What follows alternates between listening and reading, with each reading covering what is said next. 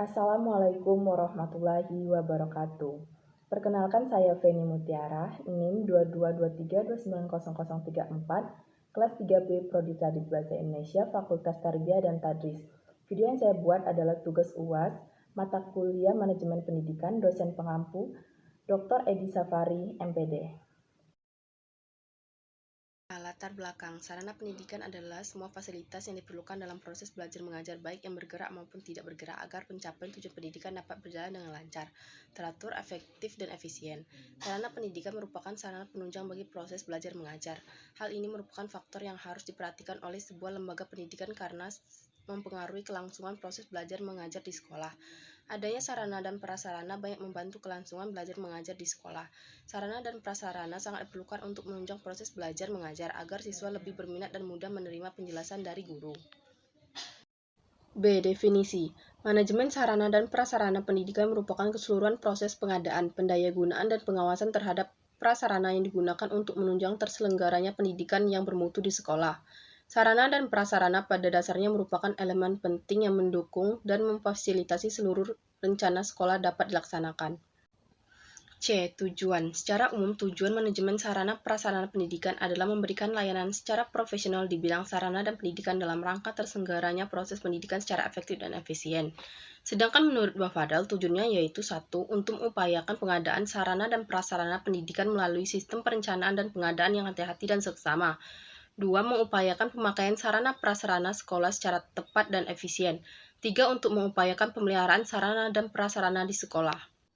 D. Fungsi. Ditinjau dari fungsinya terhadap proses belajar mengajar, prasarana pendidikan berfungsi tidak langsung.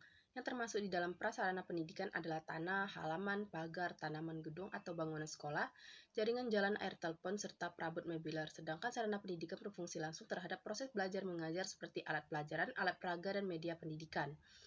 Pengklasifikasian media pendidikan didasarkan atas indera yang digunakan untuk menangkap isi dari materi yang disampaikan dibedakan menjadi 3, yaitu 1. Media audio atau media dengar, 2. Media visual atau media tampak, 3. Media visual atau media tampak dengar. Fungsi atau perannya terhadap pelaksanaan proses belajar mengajar. 1. Alat pelajaran, 2. Alat peraga, 3. Media pengajaran. Manajemen atau pengelolaan sarana dan prasarana. Pendidikan dapat berjalan dengan lancar, teratur, efektif, dan efisien.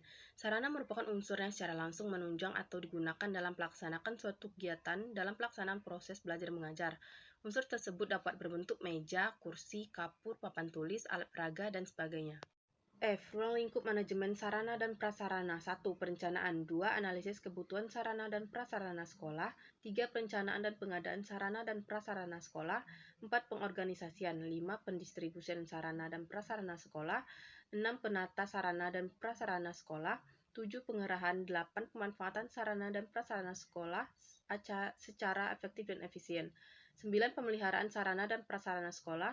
10. Inventarisasi sarana dan prasarana sekolah. 10. Penghapusan sarana dan prasarana sekolah. 12. Pengawasan. 13. Pemantauan kinerja, penggunaan dan pemeliharaan sarana dan prasarana sekolah. 4. Penilaian kinerja, penggunaan dan pemeliharaan sarana dan prasarana sekolah. G. Regulasi sarana dan prasarana. Pelaksanaan pendidikan nasional harus menjamin pemerataan dan peningkatan mutu pendidikan di tengah perubahan global agar warga Indonesia menjadi manusia yang bertakwa kepada Tuhan Yang Maha Esa, berakhlak mulia, cerdas, produktif, dan berdaya saing tinggi dalam pergaulan nasional maupun internasional. H. Prinsip dalam pelaksanaan manajemen sarana dan prasarana. Pendidikan perlu diperhatikan prinsip-prinsip yaitu 1. Efisiensi, 2. Efektivitas, 3. Administratif. Adapun prinsip yang sering disebut dengan sebutan 3T yaitu 1. Tertib hukum, 2. Tertib administrasi, 3. Tertib tempat. Baik, itulah sedikit penjelasan materi manajemen sarana prasarana dari saya. Terima kasih sudah menonton.